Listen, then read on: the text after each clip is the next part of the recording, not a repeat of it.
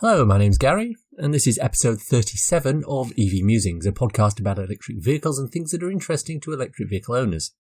Today's show is another mini-pod where we'll be looking at newbie questions and providing an idiot's guide.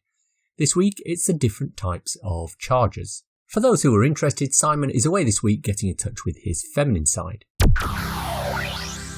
Our featured topic today is chargers for newbies.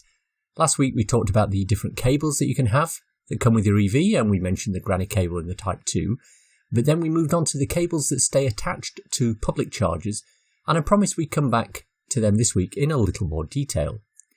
We're not going to be looking at individual chargers or how to use them, at least not in this episode, but I wanted instead to take you through the complex world of slow, fast, rapid and ultra-rapid chargers so you understand the difference. I know when I spoke recently with a friend of the podcast, Gary Wales, after he purchased his Model 3, I realised that he was not totally clear about why there are different types of chargers and what the exact difference is. And he's not a stupid guy, so I figured if he was having trouble, then a lot of people would be having trouble, and I figured I'd have a go at explaining. So here goes. Fundamentally, chargers are classified according to how fast they put electricity into your car. It goes something like this. If you're using a domestic plug socket, it's slow. If you're using a dedicated unit where you provide the cable, it's fast, and if you're using a public unit where the cables are already attached, it's rapid. If you're using a public unit where the cables are already attached and they seem to have some sort of liquid coolant running through them, it's high-powered. So what are the differences? Why can't they all just pump electrons out in the same way petrol pumps all push petrol or diesel out? Well, good question, and one for which there isn't really a good answer other than to say cost. Generally, the slower the charge, the easier and less expensive it is for the equipment.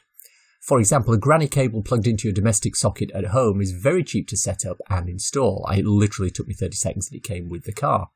A Type 2 cable plugged into a 7 kilowatt socket outside Lidl or Aldi is a little bit more expensive to install, but not too much. A Polar, Engini or Shell recharge unit is very expensive to install, and a 350 kilowatt Ionity unit is phenomenally expensive. But they're all doing the same thing, putting electrons into your car. So let's take it as read that a slow charger is understood. You plug it into your socket, you pull 13 amps or equivalent overnight, slow and steady. If we then move up a step, we get to fast chargers. In reality, fast chargers should really be called slightly less slow chargers. They're usually relatively small units that look a little bit like either a plastic box on a wall or a parking bollard with a light at the top. If you check the EV Musings Twitter stream for late January, you'll see a photo I posted from the Yorkshire EV meet in the Meadowhall complex in Sheffield. They had a long row of these fast chargers all plugged in at the same time, and you can clearly see what they look like. If you have a home charger installed, chances are it's also a fast charger. In terms of actual speed, a fast charger will usually also be referred to as a 7 kilowatt post. This means it pumps electrons in at the rate of 7 kilowatts per hour. It's not hugely fast, but if you're at home for 9 or 10 hours, it will easily fill up a Kona, an e-Niro, a new e-Soul, most of a Model 3 and a Jaguar I-Pace. Some of the cars with much larger batteries like the Tesla 100Ds might not make it if you arrive totally empty, but hopefully you'll not arrive totally empty. The intention of fast chargers is that you use them when you have plenty of time to spare. For example, when you're going to the movies or shopping or watching your favourite football club, or if your employer has put these sort of chargers in at your workplace. Plug the car in and leave it. The electrons will fill at their own pace and you just don't have to worry about it. In order to use a 7 kilowatt post, you'll need your Type 2 cable. If you're unsure about which is which, have a listen to last week's episode about the cables for more information. Some fast charge posts are slightly faster than this. They're known as 22 kilowatt posts. They look pretty much identical. But again, they're still classed as fast, but unfortunately, they won't charge at 22 kilowatts for every car. Each car can handle different rates of fast charging. Some, like my Soul, can take 7 kilowatts. Some, like the i3 Model 3 and the Porsche Taycan, can take 11 kilowatts. The beauty is that no matter how fast the unit can provide a charge, your car will only take the amount its internal charge unit can deal with, and this protects the battery. There is another sort of Type 2 fast charger which is rather confusingly attached to a rapid charge unit. These are known as 43 kilowatt units because that's how fast they can pump out charge to your car. The problem is that unless your car can accept that high charge, and the vast majority of them can't, it will only deliver 7 kilowatts or 11 kilowatts to your vehicle. The main reason these units exist is because the Renault Zoe, the earlier versions, have the ability to quote-unquote rapid charge at these speeds. So finally, we come on to the rapid and high power charges. These are essentially the same concept, but the numbers involved are bigger in each case. Rapid chargers can, as the name suggests, charge your vehicle rather rapidly. The reason for this is very simple. EV batteries provide electricity in a form called DC, or direct current. There are reasons and advantages and disadvantages for this that I'm not going to go into, but suffice it to say that one advantage is that rapid chargers provide DC current. And what that means is you've got DC current going straight into a DC battery, and it's super quick.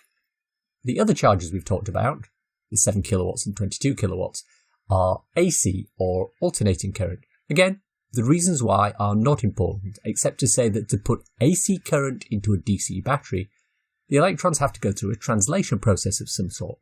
This takes time, and it's why AC is generally slower to fill. Your DC rapid charger will charge at anything up to about 62.5 kilowatts. The vast majority of them charge around 50 kilowatts. What this means is in an hour, it will pump something approaching 50 kilowatts of electrons into your battery, give or take. Once you get above 62.5 kilowatt charge speed, you're starting to get into ultra high power chargers. These can squirt electrons into a battery anything up to 350 kilowatts. Just to put that into context, it could fill a battery the size of the one in my Soul in around 5 minutes. However, the heat generated by these monsters needs lots of cooling, which is why they usually have liquid cooling running around the cables and fast and noisy fans under the unit to ensure that they stay cool. If you're looking for some of the HP chargers like this in the UK, BP Chargemaster have 150 kilowatt units dotted around the place. The not-so-fast-ned charger in Sunderland is one of the HPCs, and the Ionity chargers at Milton Keynes, Maidstone and Gretna Green can also be used. I would recommend that you don't bother trying to use these unless your car can take that speed, because otherwise it'll just hog an HPC for much longer than needed and at a higher cost usually. And that's basically all you need to know about chargers and why there are different types. Basically, 3-pin is for at home, 7 kilowatt is for plug and stay when you've got plenty of time, rapid and HPC is for getting there quickly and waiting as little as possible. All three have their place, and they will all help to form a complete charging infrastructure for EVs as the rollout continues.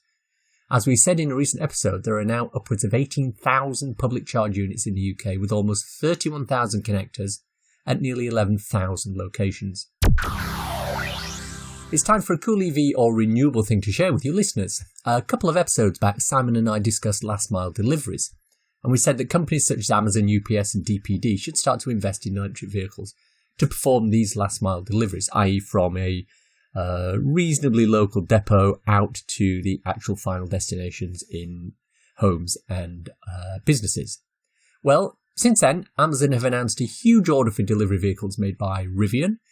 UPS have started to look at them as well, and now DPD, which is pretty big in the UK and was one that we mentioned specifically in the podcast, has announced that they're going for it in quite a big way.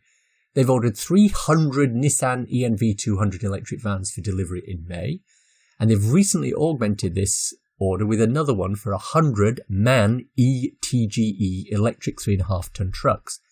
These trucks have a range of about 70 miles, but can take a payload of almost 1,000 kilos or 10.7 square meters, which is much more important than the actual range. By the end of the current year, 10% of the van fleet in the 68 DPD depots in the UK is to be battery electric, and this is an excellent start. Well done, DPD. And that's our show for today. Hope you enjoyed listening to it. If you want to contact us, I'm the Real Gary C on Twitter, or use the EV Musings Twitter account, Musings EV. If you're wanting a quick reference ebook to read on your Kindle, I wrote a little something called So You've Gone Electric. It's available on Amazon worldwide for the measly sum of 99p or equivalent, and it's a great little introduction to living with an electric car. Links for everything I've talked about in the podcast today are in the description. If you've enjoyed this podcast, please subscribe. It's available on iTunes, Google Play, or wherever you get your podcasts. Please leave a review as it helps raise our visibility and extend our reach in search engines. A final thought before I go. If I asked you today, which is a better method of fueling your personal transport, which would you select? A tech that's inert, can be handled by kids, is easily refilled using a standard source available in every house in the country. A tech which is toxic, flammable, expensive, and has to be dispensed under controlled conditions. Or a tech that needs to be kept under extremely high pressure both for storage and whilst in the car, is highly explosive, burns without a visible flame, and will, over time, corrode the very material that it's been stored in. Which one would you choose? Thanks for listening. Bye.